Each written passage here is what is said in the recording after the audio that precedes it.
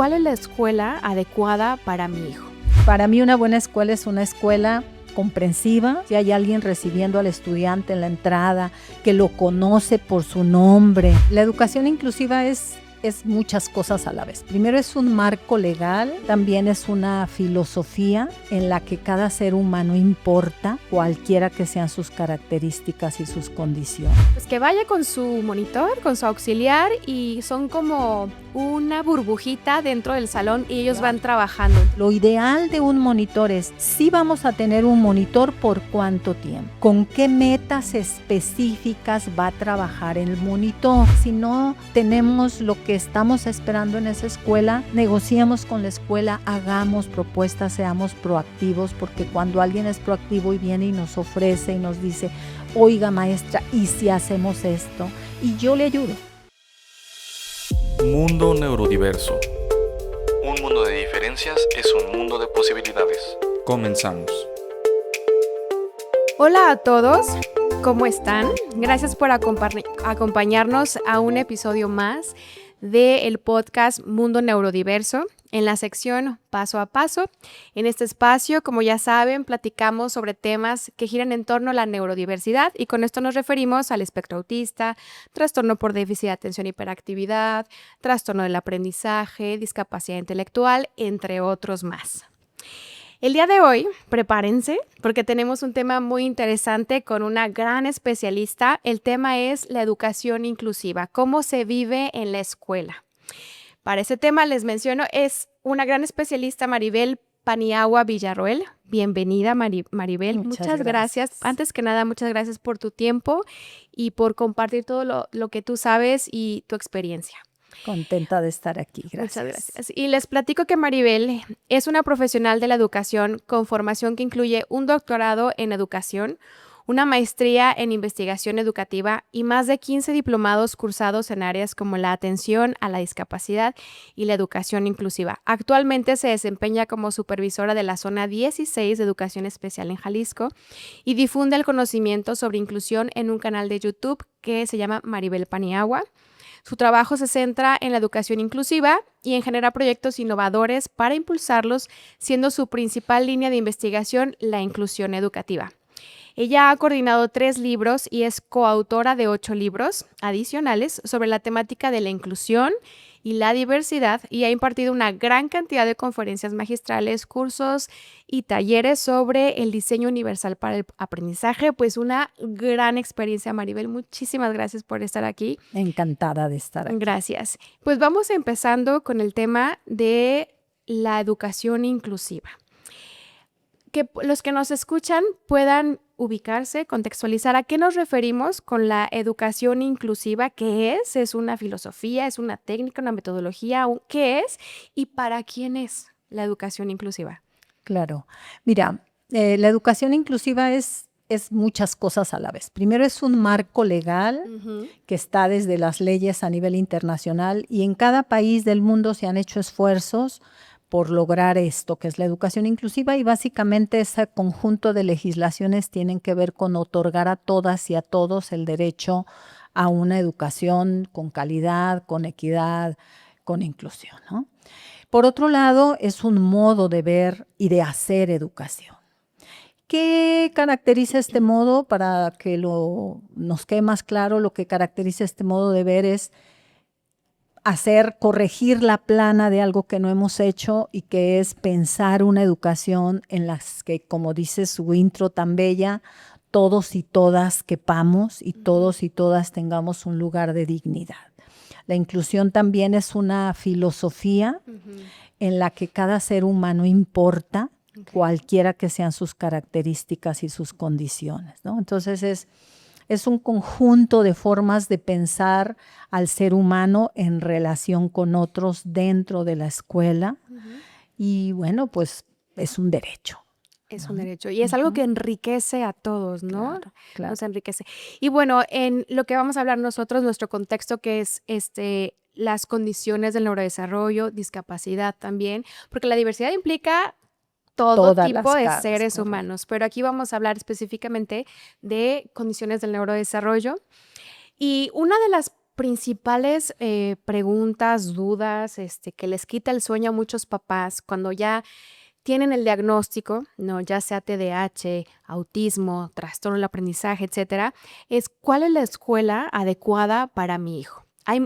La verdad es que hay muchas ofertas educativas en donde nos encontramos, públicas, particulares, cada familia tiene contextos diferentes, pero caen en esta misma duda tan grande de cuál es la mejor escuela para mi hijo.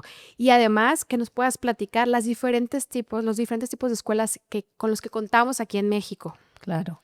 Por favor. Bueno, yo pienso que la mejor escuela para tu hijo es la que te quede más cerca y te complique menos la vida. Sí. Pero ese no es el criterio que tenemos las madres y los padres de familia y tampoco los especialistas que tenemos hijos para pensar la mejor escuela, ¿no?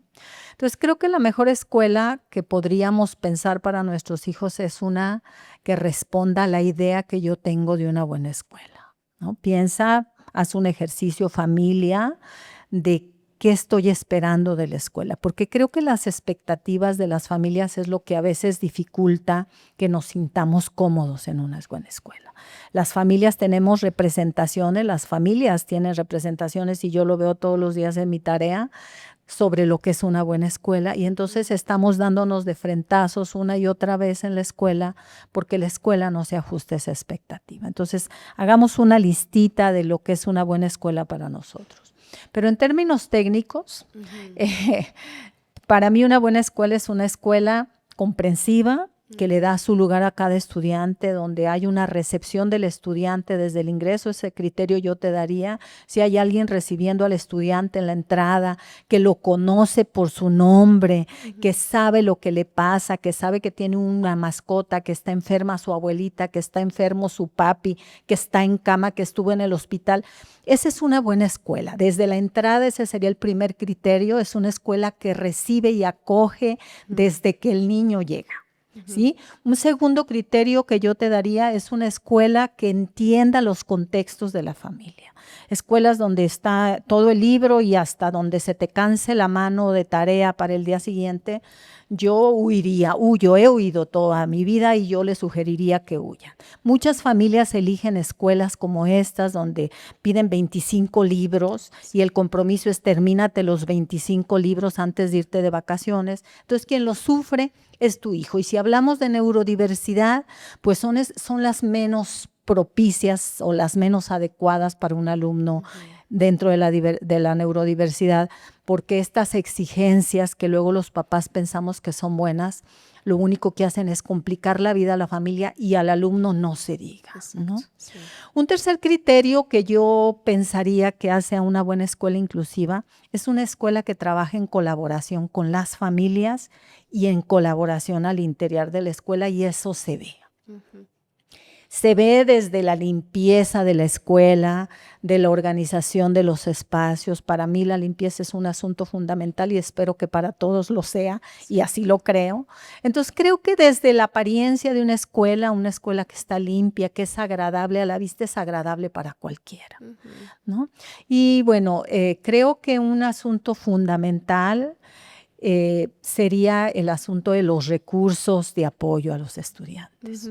Una escuela donde el libro es el único recurso o los 25 libros que se piden es el único recurso, es una escuela que le va a dificultar la vida a cualquier niño, pero a los niños y niñas y jóvenes neurodiversos mucho más, ¿no? Entonces, una escuela que tiene políticas de información a las familias a través de agendas, que el niño TDAH, la familia pueda consultar, estas son las tareas del mes y no tenga que andar haciendo 50 llamadas a los amigos, a los parientes, etcétera, o al que está en la escuela o a los grupos de madres que dejaron de tarea porque mi hijo no la apuntó.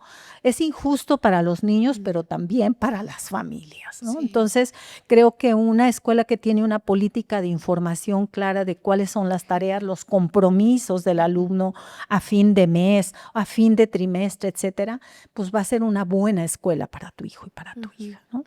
Y en términos de la otra pregunta, ¿sí contesté? Sí, muy bien, vamos muy bien. En términos de la otra pregunta, bueno, en México las opciones para los alumnos y las alumnas y los jóvenes neurodiversos No son tantas como quisiéramos. Tenemos, pues, en educación pública tenemos 2 modalidades de atención. Tenemos los centros de atención múltiple, que son para alumnos y alumnas que requieren grandes apoyos de accesibilidad y grandes apoyos para el aprendizaje y la participación. En los centros de atención múltiple tendríamos, por ejemplo, con respecto al trastorno del espectro autista, el nivel 2 con restricciones y el nivel 3, ¿no? De TEA. Y los alumnos con TDAH no son alumnos para un centro de atención múltiple. La discapacidad intelectual en general lo podemos resolver en las escuelas. Excepto incluso los niños con síndrome de Down. Nosotros tenemos casos muy exitosos de inclusión de alumnos con síndrome de Down, por supuesto con todos los apoyos y todas las metodologías que son pertinentes para ellos, con análisis de tarea, etcétera, ¿no? Entonces, el alumno de un centro de atención múltiple, pues es un alumno con parálisis cerebral, que en preescolar también les va muy bien y hemos hecho mucho trabajo al respecto. Entonces es un centro en donde tú no encontraste una respuesta en la escuela y ya hicimos todas las luchas que pudimos. Pues bueno, a veces somos un espacio, los centros de atención múltiple, de transición para dar herramientas a la familia y a los alumnos. No es lo deseable. Lo deseable es que el alumno transite por la escuela con el apoyo de los maestros y las maestras.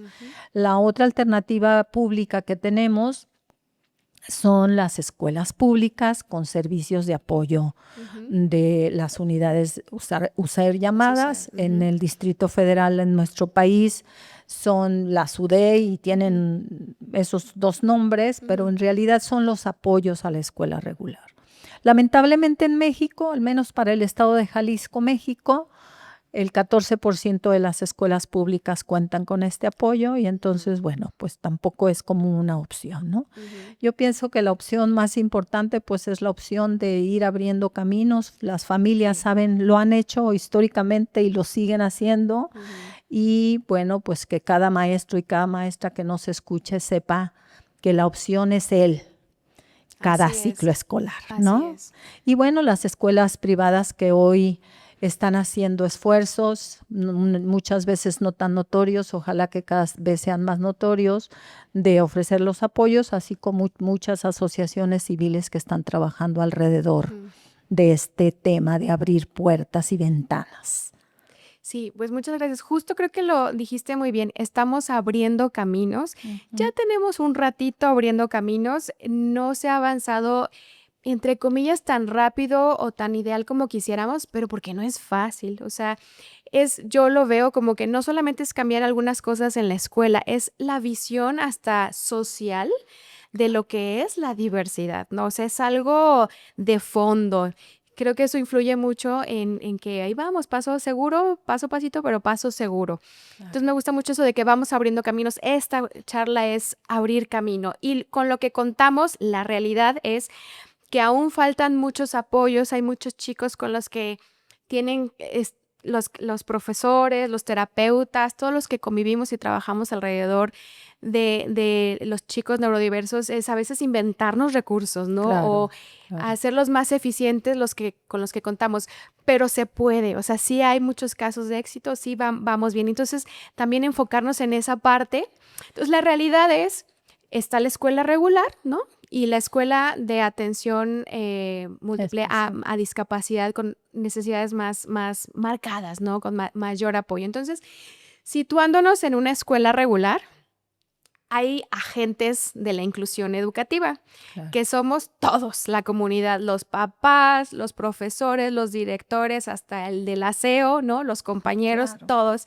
Entonces, me gustaría que nos platicaras, Maribel, sobre la importancia de estos agentes. ¿Por qué? Porque de repente nos enfocamos, esto es una idea de muchos papás, de muchos profesionales, pues que vaya con su monitor, con su auxiliar y son como una burbujita dentro del salón y ellos van trabajando. Entonces, no, eso no es. Vamos hablando de los agentes, de qué le toca a cada uno, por qué es tan importante que todos participemos. Claro. Bueno, antes quisiera decirles que la buena noticia para México y para muchos países es que las políticas educativas normativas, legales, están a favor de la inclusión. Ya no hay ningún país en América Latina, por lo menos, y creo que en el mundo tampoco, porque el Banco Mundial ha hecho muchas exigencias al respecto. Entonces, eso es, creo que una ganancia y eso creo que abre todavía más puertas, además de esas que hablábamos. Sí. Sobre los agentes educativos, mira, yo me detendría primero en los directores de escuela.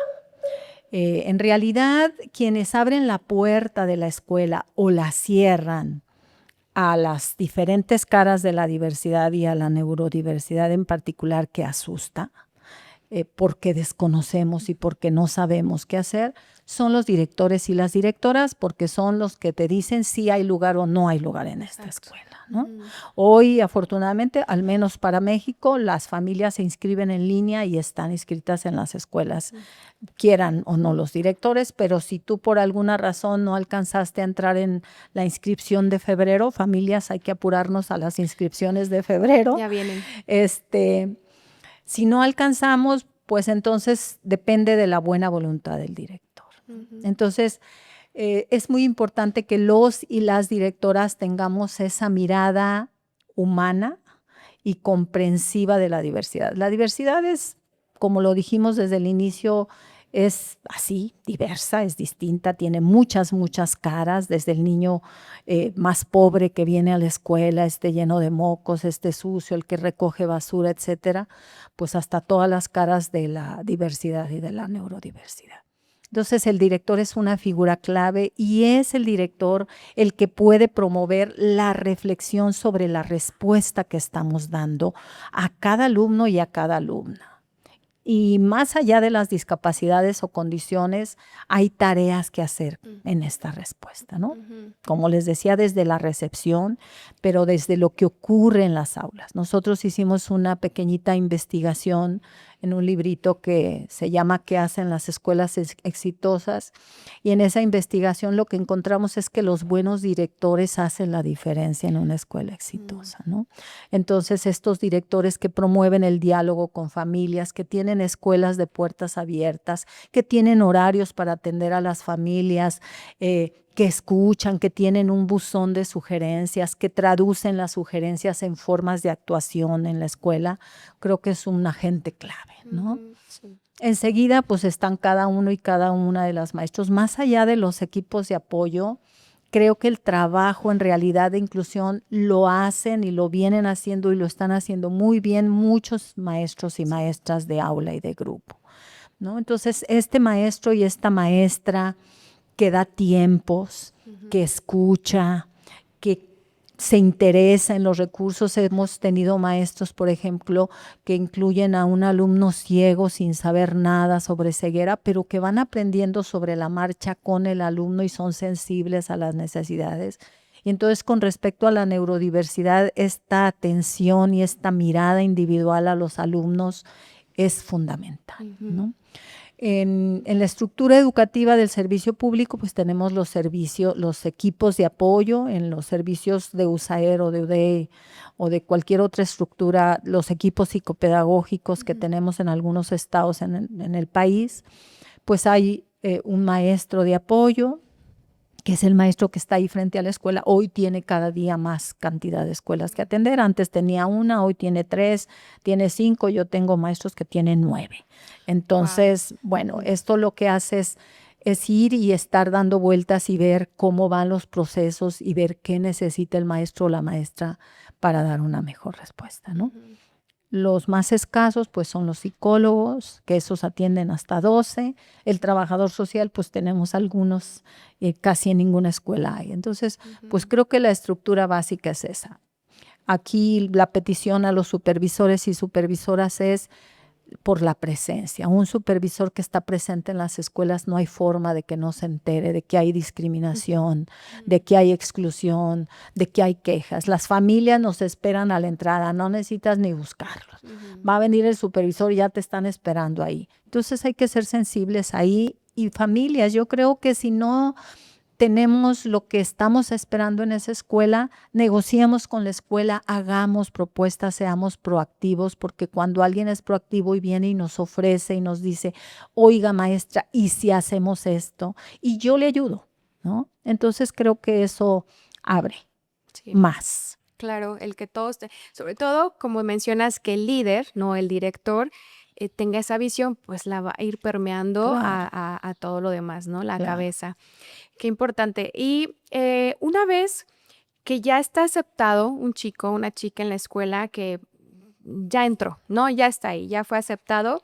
Después sigue que haya participación, no simplemente que esté en el aula, presente en la escuela, sino que participe, que aprenda, que conviva.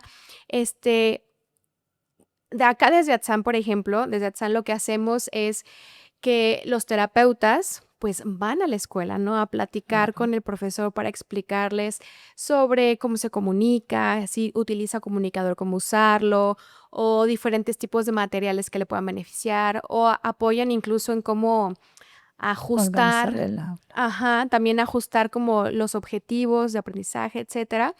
¿Cómo se da? A lo mejor hablando un poquito más en lo específico para lo que los papás se den una idea de qué deben de observar, esperar en la escuela, para que su hijo en verdad participe y no esté simplemente presente, pasivo en escuela.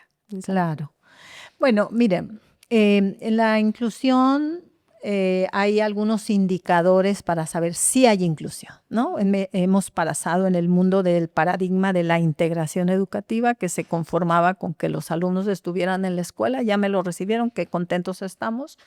Hoy nos hemos movido a la idea de que el alumno tiene que aprender, Sí. tiene que participar y tiene que estar presente en la escuela. Los alumnos, al menos en mi experiencia, que más faltan en la escuela, son los alumnos que más requieren estar en la escuela, ¿no? Entonces, bueno, ¿qué tendríamos que ver?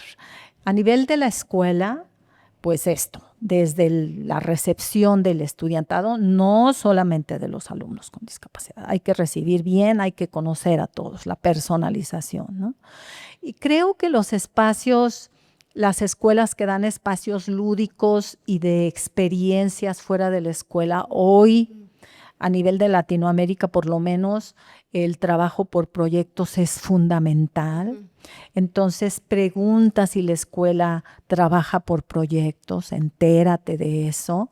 Creo que eso es algo en el que toda la escuela participa y en el que las familias tendrían que enterarse. Los proyectos implican a la comunidad, implican a la familia y por supuesto implican a los alumnos. En la experiencia personal, en la experiencia de nosotros en la zona 16, cuando los maestros luego tienen temor porque tienen 18 alumnos con discapacidades severas de salir al contexto, pero cuando salimos nos maravillamos de lo que hace el exterior a la escuela y de lo que hace el contexto con los alumnos, de lo que les ayuda y de lo que promueve el desarrollo. Entonces, algo que tendríamos que ver y que se tiene que ver en una escuela que es inclusiva, son metodologías que son inclusivas. ¿Sí? La metodología de proyectos es inclusiva, la metodología STEAM, las metodologías donde se trabaja en grupos, en equipos pequeños, porque el equipo tiene el poder de subsanar las debilidades del uno y dar el poder de los todos al trabajo de los chicos. Entonces eso tendría que verse. Y ya en lo específico, pues tendríamos que tener un diseño universal para el aprendizaje, es decir, un aula y una planificación del docente pensada desde el inicio, desde el principio, para todos y para todas.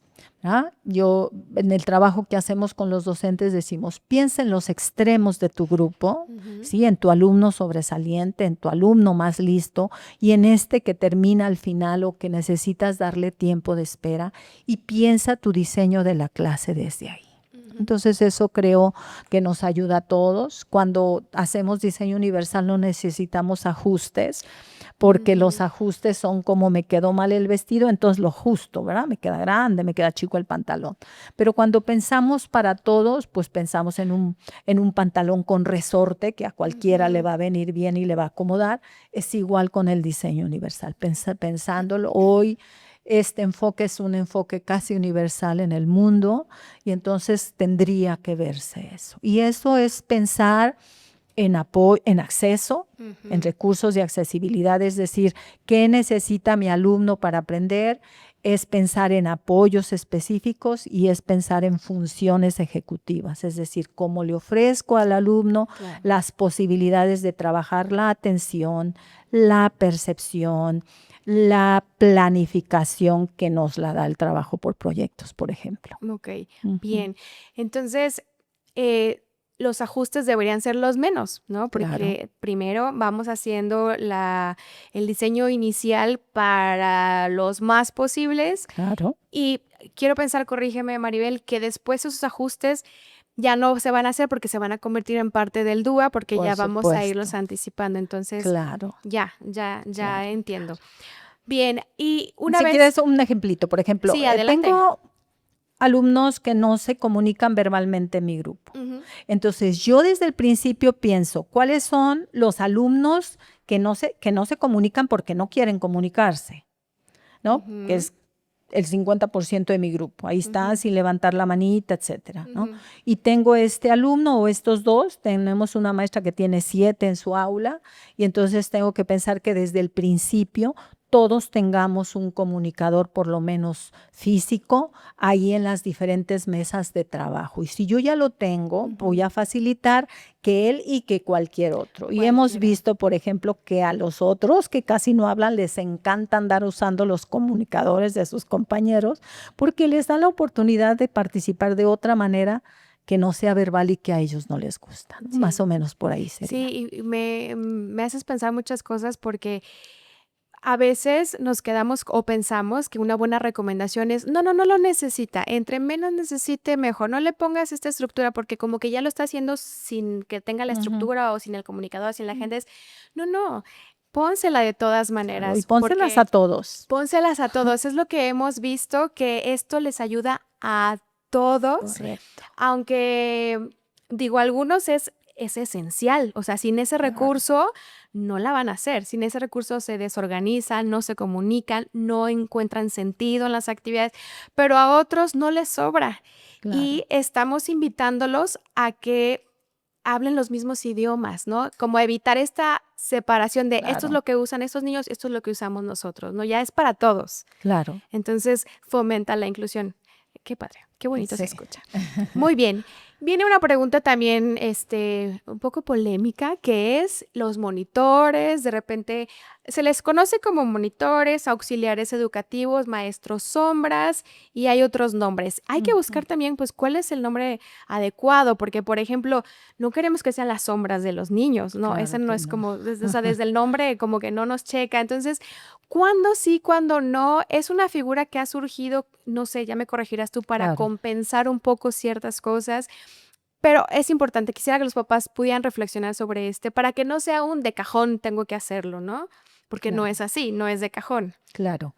Bueno, miren, en realidad la figura del monitor ha surgido por la incapacidad que tenemos los servicios educativos de dar una respuesta pertinente, ¿no? Es decir, no sé qué hacer, no puedo, trae un monitor. Esa es como la representación que hay, ¿no?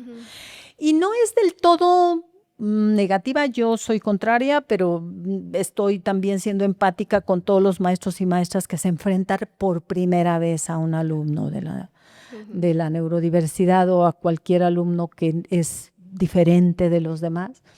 Mi punto de vista es, sí, al monitor con un tiempo fijado de antemano de permanencia del monitor y con un programa de trabajo que vaya generando la independencia personal del alumno. No a los monitores que les hacen la tarea a los niños en el salón y la maestra está encantada porque ya la hizo y no se tiene que preocupar. Lo ideal de cualquier ayuda, no solo del monitor, porque el monitor es una ayuda, ¿no?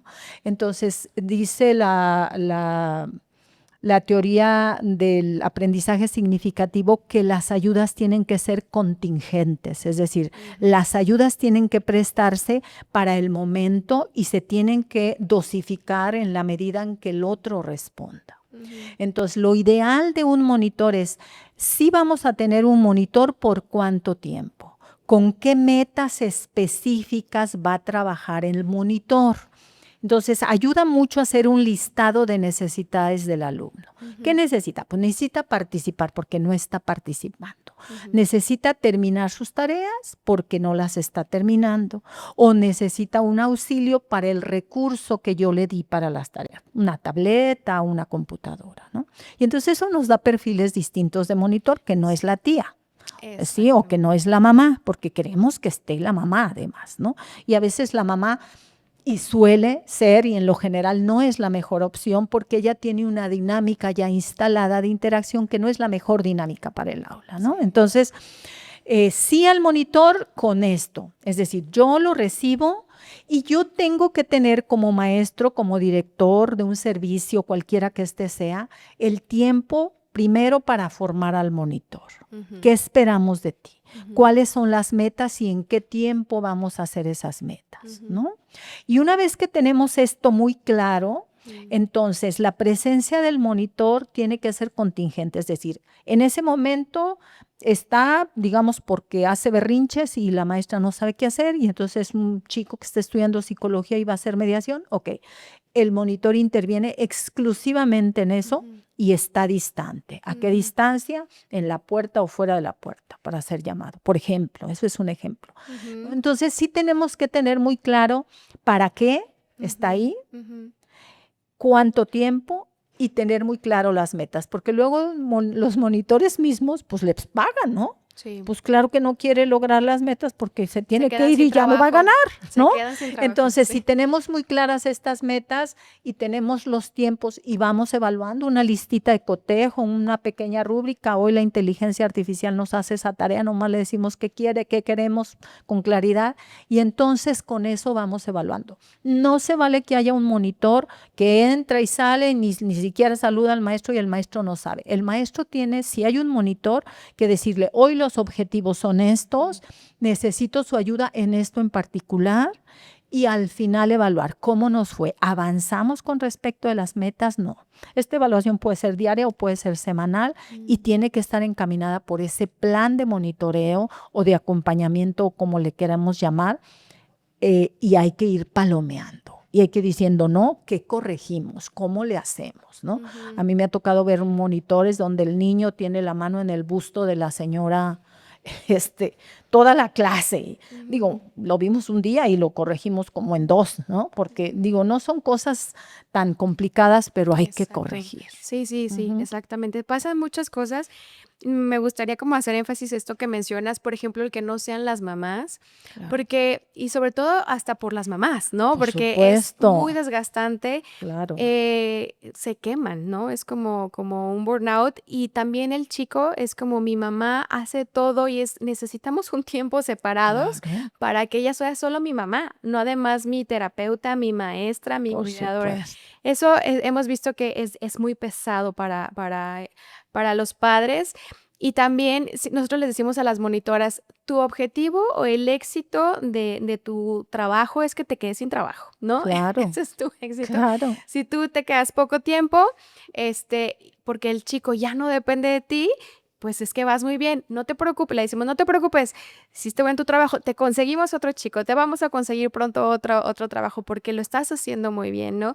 Y también un llamado a los papás, porque es verdad que muchos papás es de, bueno, pero es que no pasa nada, que continúe porque pues son mis ojos, ¿no? Son mis ojos dentro de la escuela, es el que me cuenta, el que me chismea, es el que lo protege porque es inevitable o bueno, sucede este fenómeno de la sobreprotección, ¿no? Claro. Con los hijos en general y más aún con alguna discapacidad o condición. Entonces, también papás suelten, su hijo puede ir, confíen en su hijo y en la escuela. Sí tenemos que confiar en la escuela, ¿cierto? Claro, y la escuela tiene un enorme poder. Mire, nosotros en los centros de atención múltiple que hemos tenido alumnos que están ahí por un error y que entonces cuando empezamos el proceso del niño se va a la escuela regular. Y entonces la mamá está aterrada, los maestros están aterrados y los alumnos nos dan la lección de que les va fabuloso, les va muy bien. Que andaba ahí aventando a todos en la escuela fue a la escuela y el primer día se quiso meter a la fila del comedor, ahí de donde venden la comidita.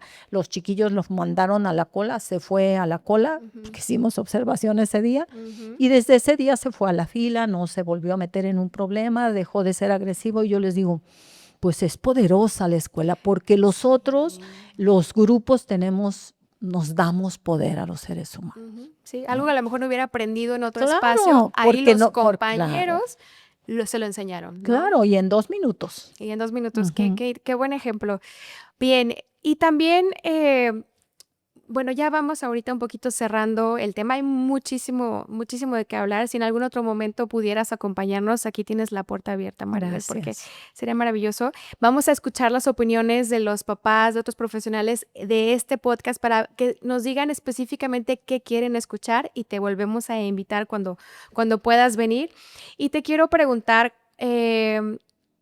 ¿cuál sería, o sea, los que estamos trabajando por la educación inclusiva, ya sea fuera de la escuela o dentro, ¿tú cómo ves lo que viene?